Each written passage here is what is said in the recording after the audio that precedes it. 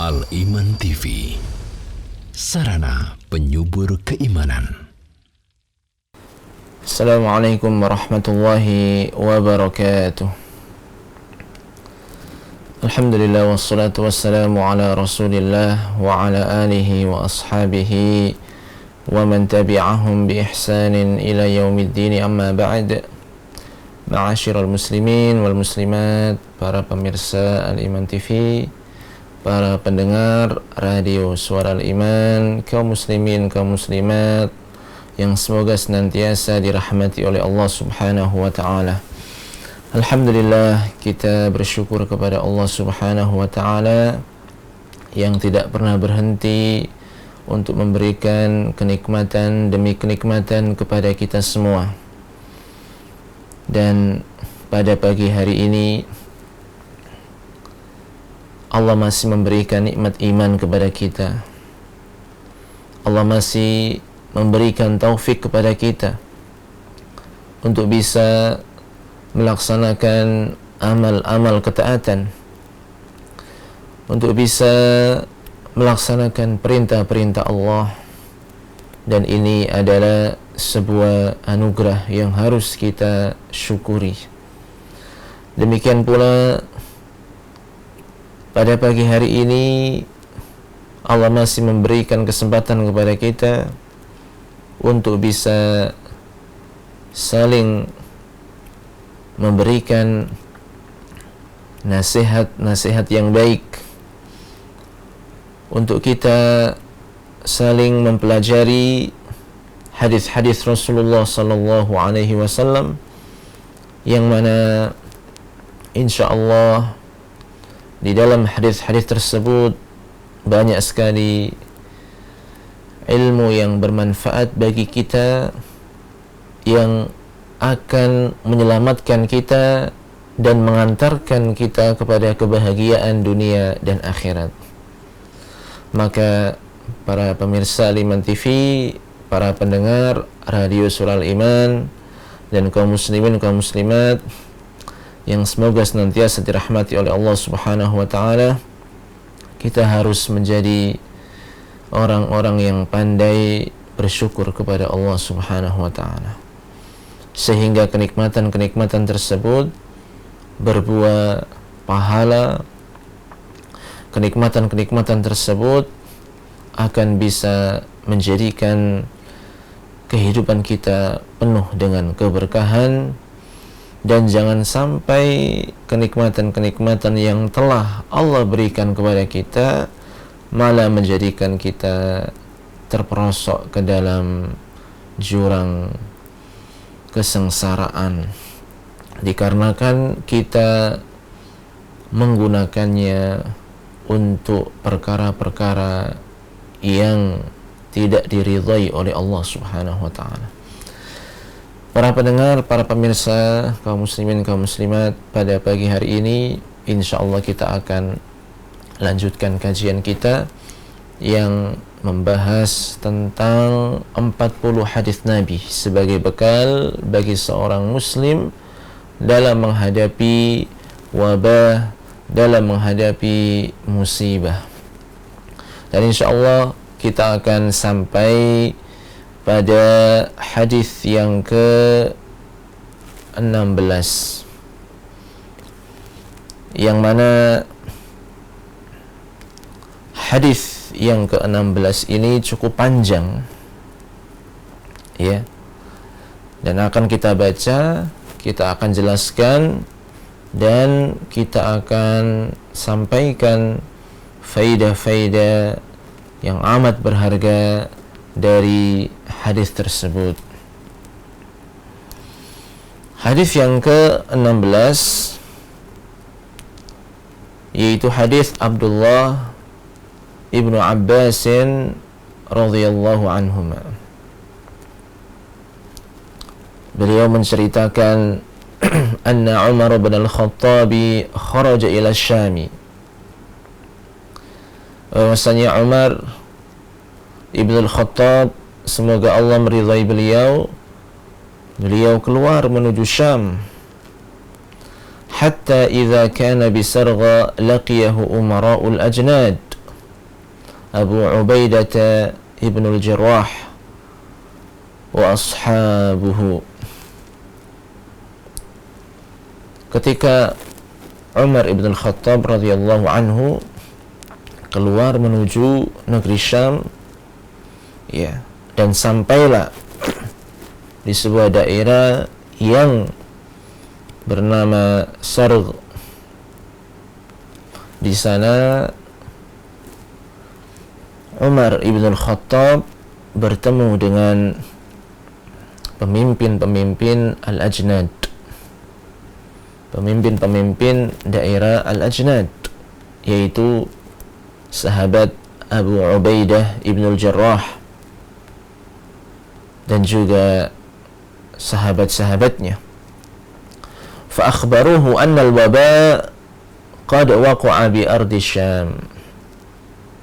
Lalu dikabarkan kepada Umar bin Al-Khattab bahwasanya di bumi Syam telah terjadi wabah. Ya, Abu Ubaidah ibn al-Jarrah dan para sahabatnya itu mengabarkan kepada Umar bin Al-Khattab bahwa telah ada wabah di bumi Syam. Qala Ibnu Abbas faqala Umaru ud'u lil muhajirin al-awwalin. Kemudian Ibnu Abbas melanjutkan ceritanya. Setelah tahu bahwasannya di negeri Syam, di bumi Syam itu ada wabah, maka Umar mengatakan, panggillah, ya, sahabat-sahabat muhajirin yang pertama-tama, panggillah mereka. Fada'ahum fastasyarahum wa akhbarahum anna al-waba'a qad waqa'a bisyam fakhtalafu. Jadi sahabat-sahabat muhajirin yang awal-awal itu disuruh datang oleh Umar bin Al-Khattab, diajak bermusyawarah. Mereka dikabari bahwasanya di negeri Syam telah terjadi wabah. Dan ternyata sahabat-sahabat muhajirin yang awal-awal ini, ternyata mereka pun berbeda pendapat, berselisih. Faqala ba'dhuhum qad kharajta li amrin wa la nara an tarji'a anhu. Sahabat-sahabat muhajirin yang awal-awal ini mereka berbeda pendapat. Yang pertama, pendapat mereka adalah bahwasanya engkau telah keluar untuk sebuah urusan atau keperluan,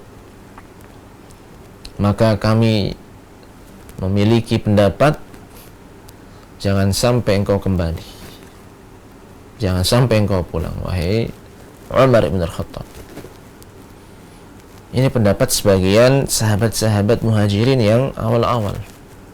Tak boleh pulang karena engkau telah keluar. Ya. Wa qala ba'dhuhum ma'aka baqiyatun nasi wa ashabu Rasulillah sallallahu alaihi wasallam wa la nara an tuqdimahum ala hadzal waba. Kemudian sebagian yang lain dari kalangan sahabat muhajirin yang awal-awal, sebagian mereka mengatakan, ya, bersamamu ada sebagian sahabat Rasulullah dan kami memiliki pendapat jangan sampai engkau meneruskan perjalanan, jangan sampai engkau memaksakan mereka untuk terus dalam perjalanan ini sehingga masuk ke dalam daerah wabah. Jangan sampai menjadikan mereka itu, ya, mendatangi tempat wabah tersebut. Faqala irtafi'u anni. Lalu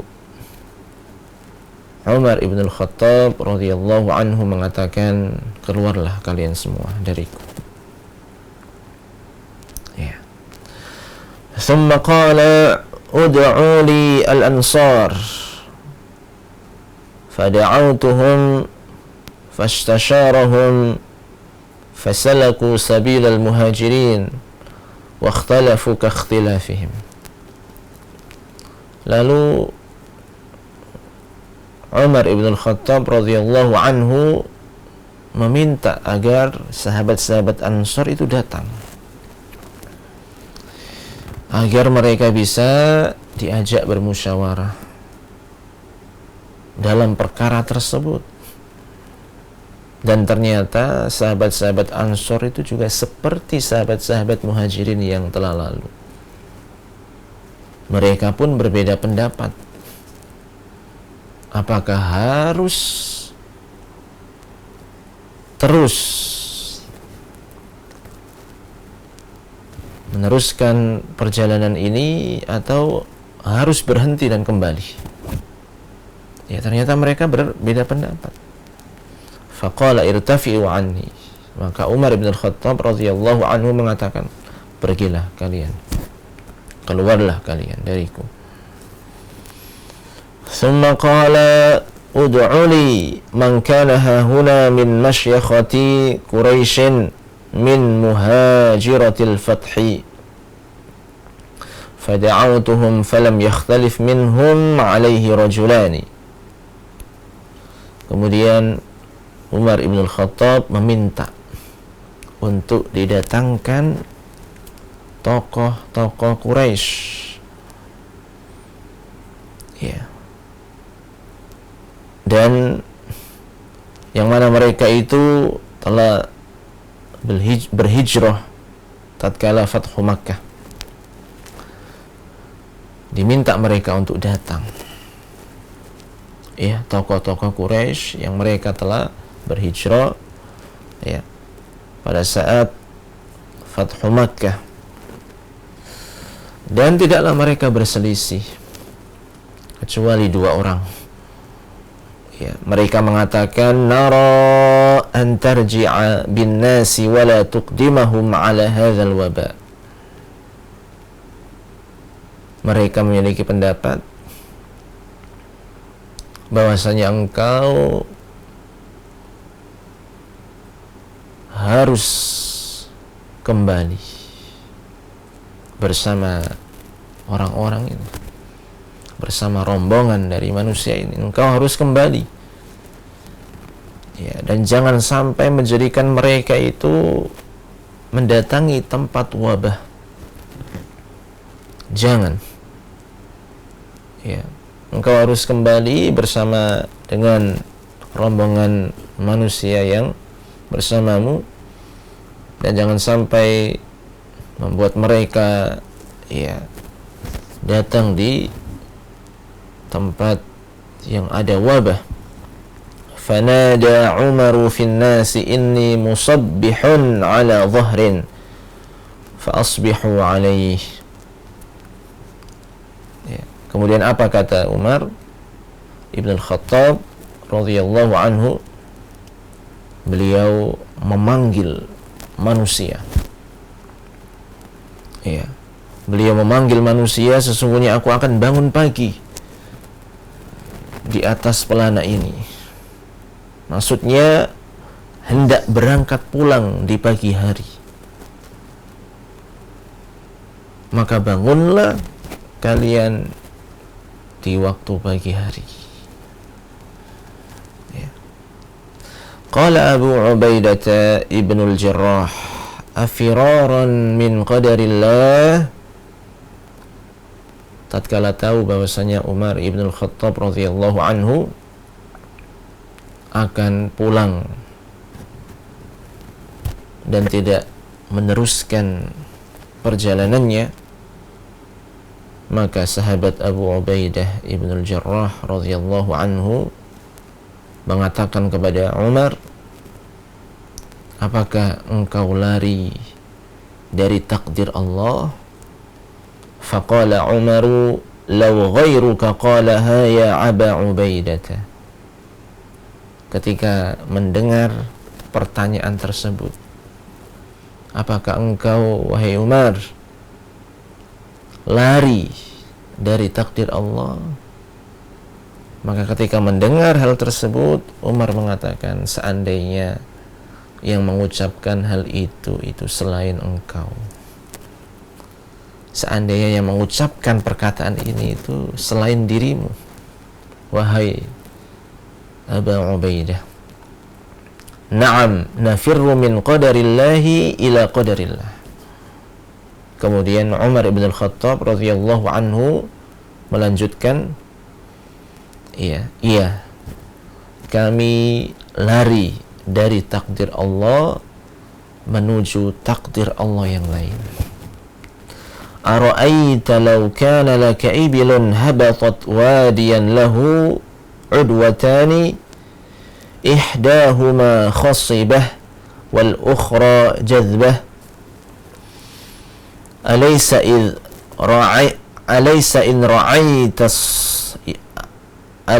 ra'aita al-khusbata ra'aitaha biqadarillah wa in ra'aitaha al-jadbata ra'aitaha biqadarillah. Lalu setelah itu Umar ibn al-Khattab radhiyallahu anhu menjelaskan keputusan yang diambil oleh beliau tersebut. Ya, kami lari dari takdir Allah menuju takdir Allah yang lain. Bukankah seandainya engkau memiliki unta yang akan turun di sebuah lembah yang memiliki dua daerah di sisi lembah tersebut, ya, daerah yang pertama subur, daerah yang pertama subur, banyak tanamannya, pokoknya subur. Dan daerah yang kedua dari sisi lembah tersebut itu kering, tandus. Bukankah engkau akan menggembalakan, bukankah engkau akan menggembalakan unta di tempat daerah yang subur? Itu engkau melakukannya dengan takdir Allah. Dan jika engkau menggembalakan unta di daerah, di tempat yang tandus, yang kering, itu pun engkau melakukannya dengan takdir Allah. Ya. Nah, ini dijelaskan oleh Umar ibn al-Khattab kepada sahabat Abu Ubaidah ibn al-Jarrah. Nah, setelah itu diceritakan oleh Ibnu Abbas, qala faja'a Abdurrahman ibn Auf wa kana mutaghayyiban fi ba'd hajatihi. Kemudian datang sahabat Abdurrahman bin Auf,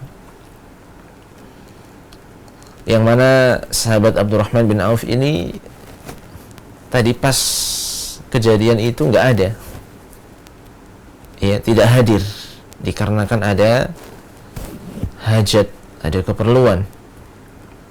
Faqala inna indi fi hadha ilma. Apa kata sahabat Abdurrahman bin Auf? Beliau mengatakan bahwasannya aku memiliki ilmu tentang hal ini,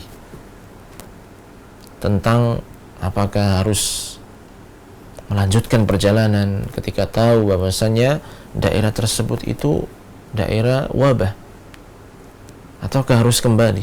Itu aku punya ilmu tentang hal tersebut. Sami'tu Rasulullah sallallahu alaihi wasallam yaqul, aku pernah mendengar Rasulullah sallallahu alaihi wasallam bersabda, "Idza sami'tum bihi bi ardhin fala taqdamu alaihi, wa idza waqa'a bi ardhin wa antum biha fala takhruju firaran minhu." Bahwa Nabi kita pernah bersabda, apabila kalian mendengar di sebuah daerah, di sebuah tempat ada wabah, maka janganlah kalian mendatangi daerah tersebut. Dan apabila ada wabah di sebuah daerah dan kalian berada di daerah tersebut, maka janganlah kalian keluar untuk melarikan diri dari daerah tersebut. Qala, ya, lalu Ibnu Abbas melanjutkan ceritanya, fahamidallaha Umar, maka Umar ibn al-Khattab radhiyallahu anhu memuji Allah. Ya, thumman saraf, kemudian setelah itu beliau bertolak atau berlalu. Nah, hadis ini riwayat Imam Al-Bukhari dan Imam Muslim. Ya. Dari hadis yang cukup panjang ini memang berisikan sebuah cerita yang berkaitan dengan daerah wabah, ya, yang mana secara global makna dari hadis tersebut bahwasanya Umar ibn al-Khattab radhiyallahu anhu melakukan perjalanan, dan ketika sampai di negeri Syam, ya, dan di sana ada wabah, maka beliau bermusyawarah. Beliau bermusyawarah sebelum memutuskan sebuah keputusan dari perkara. Ya, beliau bermusyawarah dengan sahabat-sahabatnya, fabada'a bil aula. Ya, beliau memulai musyawarah tersebut dengan orang yang paling utama. Ya, dengan orang-orang yang paling afdal atau utama. Fastashara al-muhajirin wal ansar wa muhajirat al-fath, yaitu Umar ibn al-Khattab, ya, meminta kepada orang-orang muhajirin, orang-orang ansar, dan sahabat-sahabat yang telah hijrah pada saat Fathu Makkah untuk bermusyawarah dengan Umar ibn al-Khattab radhiyallahu anhu. Thumma waqa'a ar-ra'yu ala an yarji'a. Kemudian ternyata diputuskan, ya, agar kembali, agar pulang dan tidak melanjutkan perjalanan. ثم جاءه النص النبوي موافقا للرأي فحمد الله وانصرف. Dan ternyata keputusan tersebut sesuai dengan petunjuk Rasulullah sallallahu alaihi wasallam, sesuai dengan nas, sesuai dengan yaitu sunnah Nabi sallallahu alaihi wasallam, maka beliau memuji Allah. Ya, beliau memuji Allah subhanahu wa ta'ala. Banyak sekali faidah-faidah yang bisa diambil dari hadis tersebut. Yang pertama, qiyamul imami wa man yanubu anhu bin nazar fi nawazil al-mulimma bil balad kahululil waba'il 'ami wa nahwih, wa hadha min babil ihtimami bimasalihir ra'iyah. Seorang imam dan orang-orang yang diberikan tanggung jawab sebagai wakil dari imam atau pemimpin hendaknya benar-benar memikirkan perkara-perkara yang sedang menimpa rakyatnya di sebuah daerah kekuasaan dia, itu harus dipikirkan apa keputusan yang tepat buat rakyat. Dipikirkan dengan matang. Ketika ada sebuah permasalahan yang besar, ada kejadian yang besar, yang mana ini membutuhkan sebuah keputusan yang bijak, keputusan yang benar, ya, seperti ketika sebuah daerah itu terjadi wabah yang meluas, ya, seperti yang kita saksikan di zaman kita sekarang ini, ya, pandemi meluas ke seluruh daerah Nusantara, ya, ke seluruh wilayah dari negara kita ini, Indonesia. Maka dibutuhkan yaitu keputusan yang tepat, dibutuhkan keputusan yang benar, yang bijak untuk kemaslahatan rakyat dan bangsa Indonesia ini. Dan ini min babil ihtimam bimasalihir ra'iyyah. Karena apa? Karena ini berkaitan dengan kemaslahatan rakyat. Ya, jangan sampai memberikan keputusan yang berdampak buruk bagi rakyat, yang menyengsarakan rakyat, yang merugikan rakyat. Ya, tapi harus benar-benar dicari keputusan yang memberikan kemaslahatan, yang memberikan kebaikan bagi rakyat. Makanya al-imam, pemimpin, dan juga para wakil-wakilnya, mereka, ya, bermusyawarah, mereka benar-benar, ya, berdiskusi untuk mencari keputusan yang terbaik bagi kemaslahatan rakyat.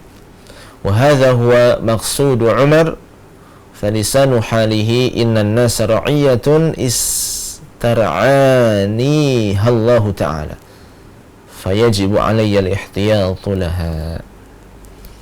Ya. Dan inilah yang dilakukan oleh seorang khalifah, itu Umar ibn al-Khattab radhiyallahu anhu.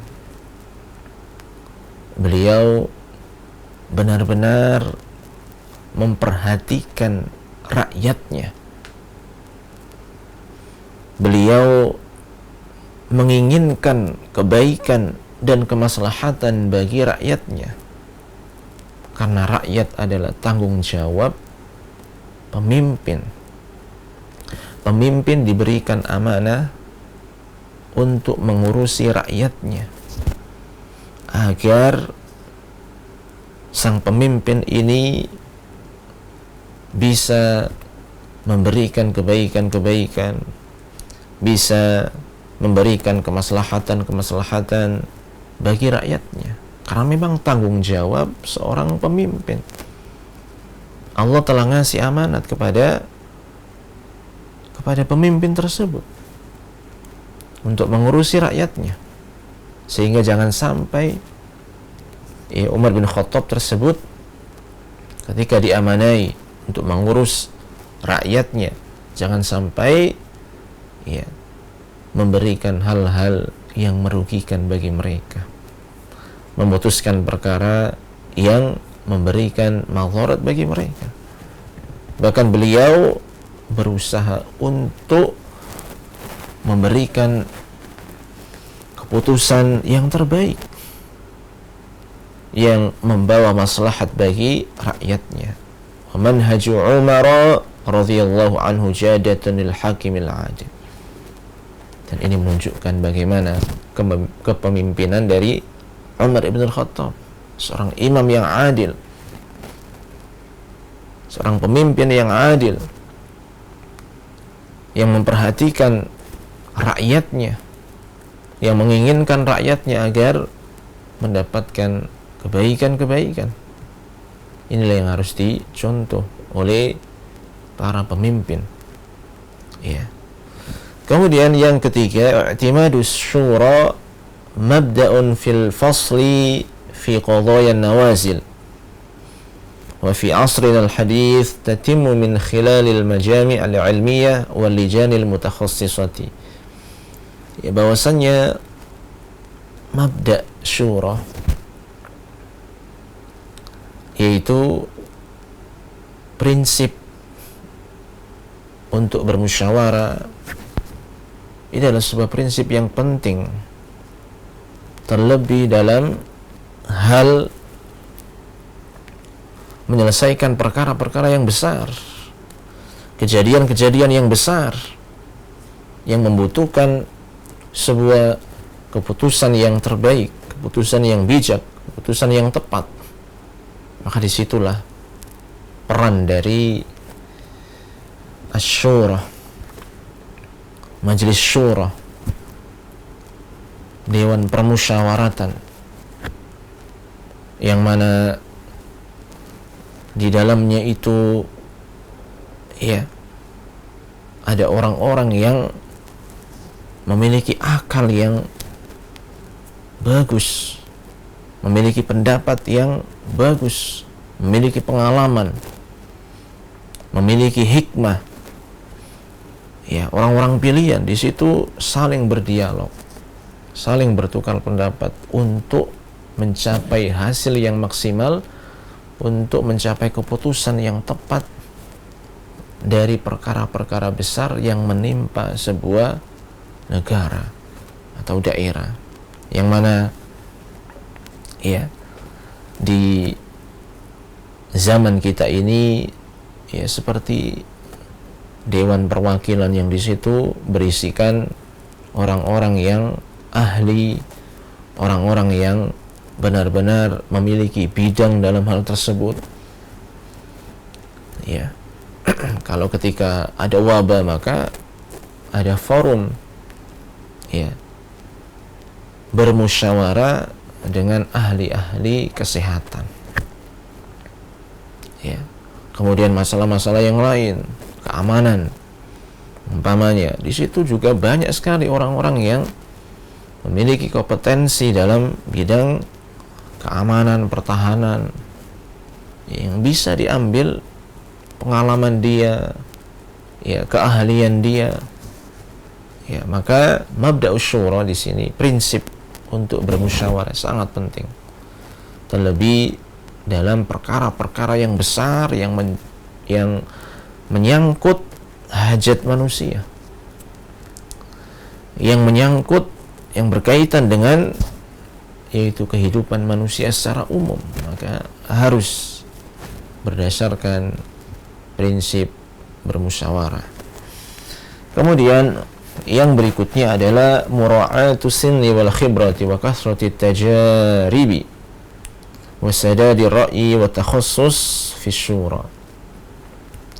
Ketika melakukan musyawarah bersama sekelompok orang, sekelompok manusia yang mereka semuanya punya takhassus, punya keahlian, kompetensi,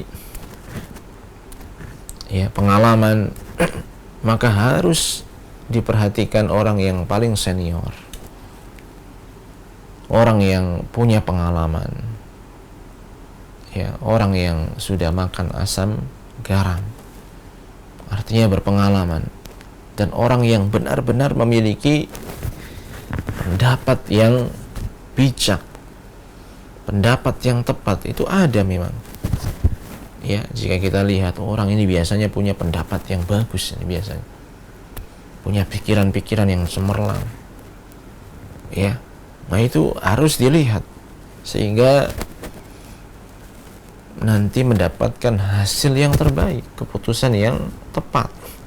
Ya, maka diperhatikan dari sisi yaitu senior, senioritas, orang yang istilahnya banyak pengalamannya, ya, orang yang punya kompetensi, orang yang punya keahlian, itu juga harus perhatikan ketika melakukan musyawarah, ya.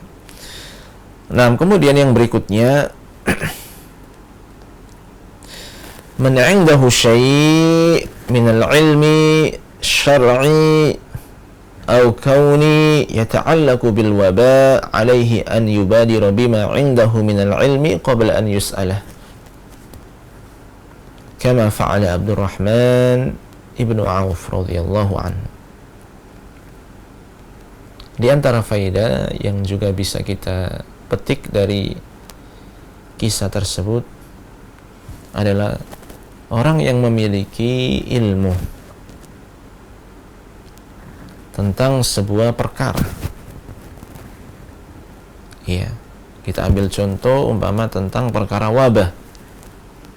Orang yang memiliki ilmu, baik ilmu syar'i, tahu dalilnya dari Al-Quran atau dari hadis-hadis Rasulullah SAW, ataupun ilmu kauni, ya, ilmu yang berkaitan dengan kauni, ya, seperti ilmu kesehatan, penelitian, pengalaman manusia yang berkaitan dengan wabah umpama. Ya, maka hendaknya dia yang punya ilmu tersebut segera untuk menjelaskannya, segera untuk memberitahukannya, menyampaikannya kepada yang lain yang tidak tahu, sebelum dia ditanya tentang hal tersebut. Dan inilah yang dicontohkan oleh sahabat Abdurrahman bin Auf. Ya, ini yang dicontohkan oleh sahabat Abdurrahman bin Auf yang beliau, ya, pada saat itu sedang tidak ada karena sedang ada keperluan. Ya, tatkala beliau datang, ya, dan pada saat itu sedang membicarakan tentang keputusan apakah harus tetap lanjut perjalanan ini sehingga harus mendatangi daerah wabah atau harus pulang. Ketika tahu hal tersebut tanpa ditanya, sahabat Abdurrahman bin Auf mengabari bahwasannya beliau pernah mendengar sabda Nabi sallallahu alaihi wasallam. Ya, nah ini adalah tugas orang yang punya ilmu. Jangan sampai dia diam, ya, tidak mau ngasih tahu sampai disuruh, sampai ditanya. Tidak, karena ini berkaitan dengan perkara yang besar, hajat manusia, kehidupan manusia. Maka hendaknya dia bersegera untuk menyampaikan ilmu yang dia miliki sebagai solusi, ya, agar manusia tidak terjatuh ke dalam hal-hal yang buruk, hal-hal yang membahayakan mereka. Ya. Kemudian yang berikutnya, wa qad i'tamada as-sahabatu ridwanullahi alaihim fi masyuratihim ala aslain. Ya. Jadi para sahabat ketika mereka melakukan musyawarah, ketika mereka bermusyawarah, ya, mereka itu berpegang pada dua pondasi, bersandar pada dua pondasi. Ya, para sahabat ini bersandar pada dua pondasi ketika mereka bermusyawarah. Yang pertama adalah ahaduhuma at-tawakkul wa taslim li qadha'illahi azza wa jalla. Mereka bertawakal, mereka bersandar dan tunduk terhadap takdir Allah Subhanahu wa ta'ala. Ini adalah pondasi yang pertama. Mereka adalah orang-orang yang tunduk terhadap takdir Allah. Dan mereka pun adalah orang-orang yang bertawakal, bersandar, bergantung kepada Allah Subhanahu wa ta'ala. Mereka serahkan urusan ini kepada Allah Subhanahu. Tidak merasa bahwasannya aku ini orang yang kuat, aku ini orang yang hebat, aku ini orang yang ahli, aku ini orang yang pintar, aku akan selesaikan sendiri masalah. Tidak. Tapi mereka bersandar kepada Allah. Mereka tunduk dan patuh kepada Allah Subhanahu wa ta'ala. Ini adalah pondasi yang pertama. Pondasi yang kedua, al-ihtiyatu wa mujanabatu asbabil halak wa adamul ilqa bil yadi ila tahluka. Yang kedua, mereka ini sangat hati-hati. Dan mereka menjauhi segala macam sebab yang bisa mengantarkan kepada kebinasaan.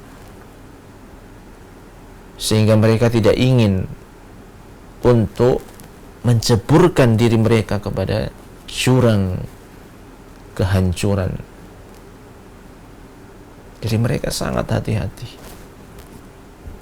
Jangan sampai rakyatnya itu binasa. Jangan sampai rakyatnya itu mereka terjatuh ke dalam hal-hal yang berbahaya, hal-hal yang buruk, sehingga mereka berusaha untuk menjauhi segala macam faktor dan sebab yang membuat mereka tertimpa keburukan. Nah, ini adalah dua pondasi ya, tatkala para sahabat itu melakukan musyawarah, ya, bertawakal kepada Allah, tunduk kepada Allah, dan mereka pun benar-benar hati-hati agar jangan sampai salah langkah sehingga terjatuh ke dalam perkara-perkara yang membinasakan mereka. Kemudian yang berikutnya, istiqbalul bala'i bil qudumi alaihi tahawurun wa iqdamun ala khatarin wa iqa'un lin nafsi fi ma'ridi tahlukah wal firaru minhu firarun minal qadari wa huwa la yanfa'. Ya. Bahwasanya seseorang ketika tahu bahwasanya di sebuah daerah itu ada wabah, ya, wabah yang menyeluruh,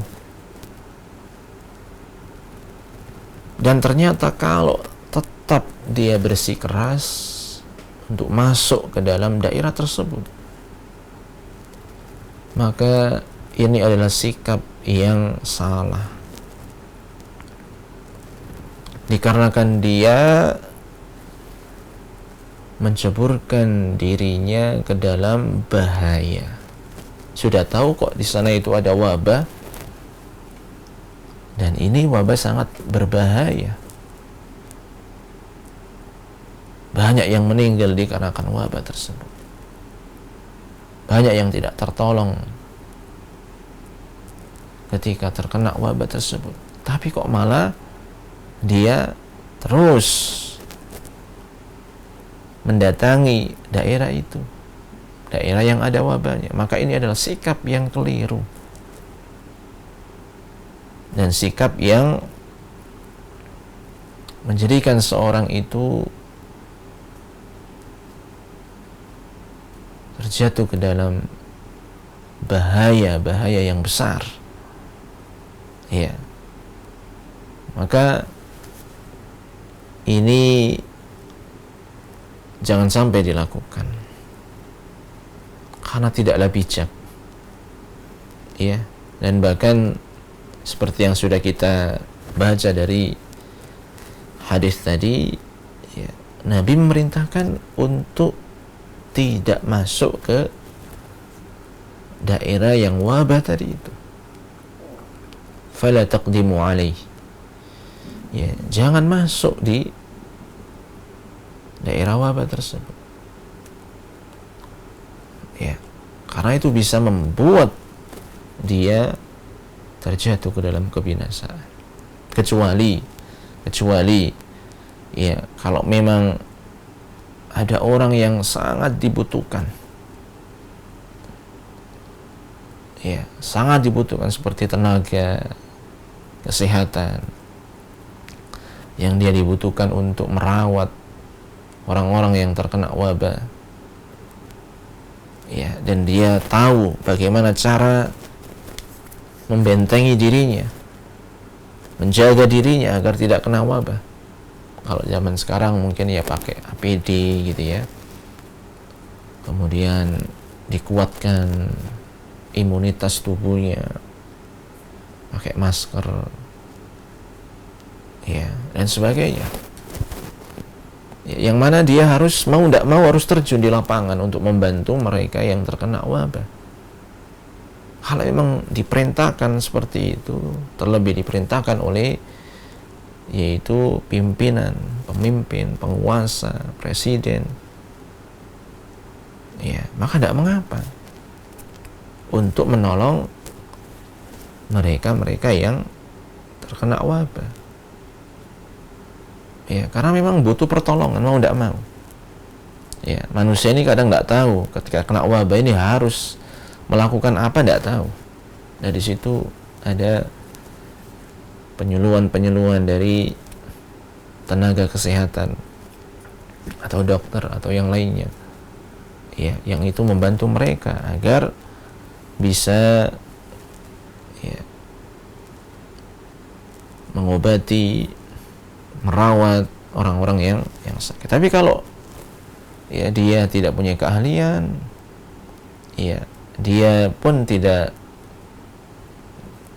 istilahnya orang biasa gitu ya, maka jangan sampai dia menyeburkan dirinya ke jurang kebinasaan, ya, karena itu sikap yang keliru, ya. Wa fil hadithi an-nahyu an rukubil gharar wal mukhatara bin nafsi wal muhjati bil qudumi 'ala al-waba. Sama, itu nggak boleh untuk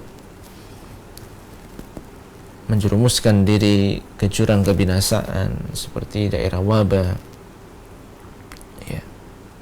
Justru hendaknya, ya, menjauhi daerah tersebut, jangan dekat-dekat, ya. Makanya kalau sekarang itu ada lockdown itu ya, nggak boleh masuk yang dari luar, kemudian juga yang di dalam nggak boleh keluar.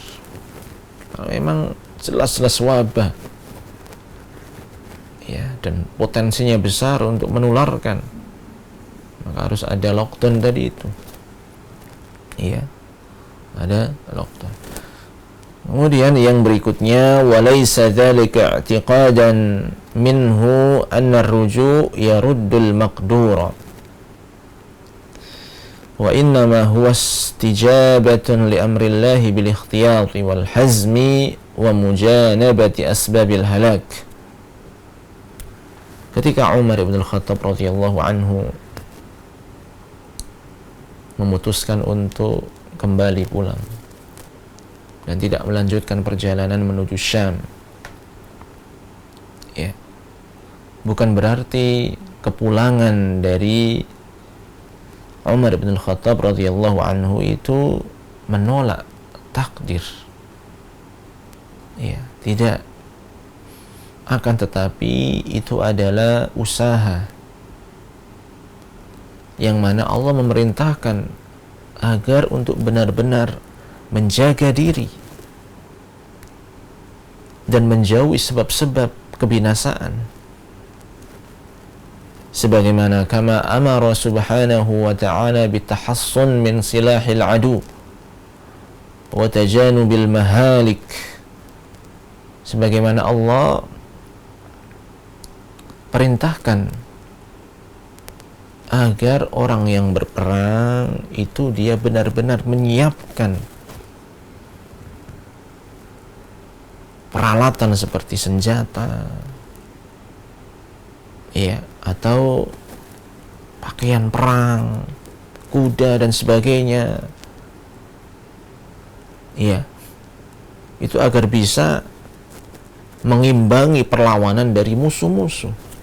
Nah, kalau musuh pakai peralatan-peralatan yang lengkap, kemudian kita ketika perang itu seadanya, bahkan nggak punya apa-apa, ini berarti mengantarkan kita kepada kebinasaan. Iya. Dan ini nggak benar. Bahkan Allah memerintahkan agar kita benar-benar mempersiapkan diri ketika mau berperang. Fisiknya, strateginya, alat-alat perangnya. Dan yang paling besar adalah ketakwaan kepada Allah Subhanahu wa ta'ala. Jangan bermaksiat. Jadi artinya semuanya diperhatikan. Ya, ketika mau berperang, jangan sampai berperang cuma hanya nyetor nyawa saja. Karena kalau sudah berperang berhadapan dengan musuh ini, ya sudah, pedang ketemu pedang. Ya, kalau nggak punya pedang berarti tebas lehernya. Ya, ketemu musuh. Jika dia tidak melawan, dia akan terbunuh di dalam. Jika dia tidak punya keahlian, dia akan terbunuh. Ya, karena medan perang itu medan yang luar biasa besarnya. Ya. Fa kullu ma yaqa'u bi qada'illahi wa qadarihi sabiq fi 'ilmihi. Ya, semuanya itu adalah dengan takdir Allah Subhanahu wa ta'ala. Ya, semuanya itu dengan takdir Allah Subhanahu wa ta'ala. Kemudian fal khalqu yajruna fi qadarillahi wa ilmihi wa la yakhruj an hukmihi aw hikamihi wa iradatihi ahadun wa la yakhruj an hukmihi wa iradatihi ahadun. Jadi semuanya itu, ya, makhluk semuanya itu berjalan sesuai dengan takdir Allah dan ilmunya Allah Subhanahu wa ta'ala. Tidak ada satupun yang keluar dari hukum Allah.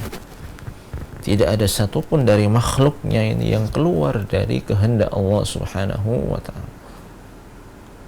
Semuanya berdasarkan takdir Allah yang terjadi di muka bumi ini, yang terjadi di langit, yang terjadi semua makhluknya ini, itu adalah dengan takdir Allah Subhanahu wa ta'ala.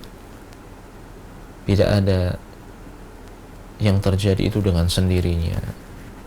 Erupsi karena gunungnya pengen erupsi sendiri, tidak. Banjir karena proses alam, tidak. Semuanya dengan takdir Allah. Tapi ada sebab-sebabnya. Banjir dikarenakan buang sampah, banjir dikarenakan hutan digondoli, itu karena sebab ulah tangan dari manusia itu sendiri.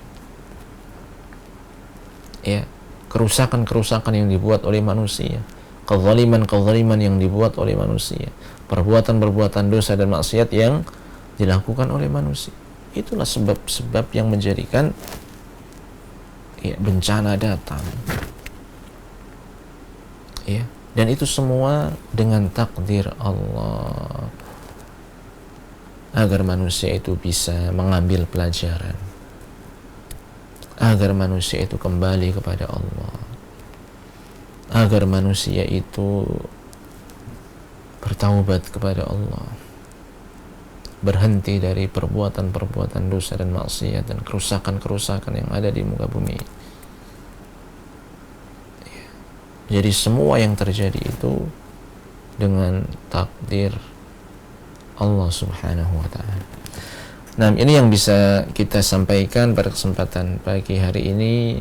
Hadis yang ke-16 dari 40 hadis Nabi Shallallahu Alaihi Wasallam sebagai bekal bagi seorang muslim untuk menghadapi musibah, untuk menghadapi wabah. Mudah-mudahan apa yang kita sampaikan pada kesempatan pagi hari ini memberikan manfaat bagi kita semua, dan kita memohon kepada Allah Subhanahu wa taala agar kita diberikan afiyah, dijauhkan dari segala macam mara bahaya, dijauhkan dari penyakit-penyakit, ya, dan mudah-mudahan kita diberikan keistiqomahan oleh Allah dalam melaksanakan ketaatan dalam mengamalkan petunjuk Rasulullah, sunnah Rasulullah, dan diberikan kemudahan untuk menjauhi perkara-perkara yang diharamkan oleh Allah sampai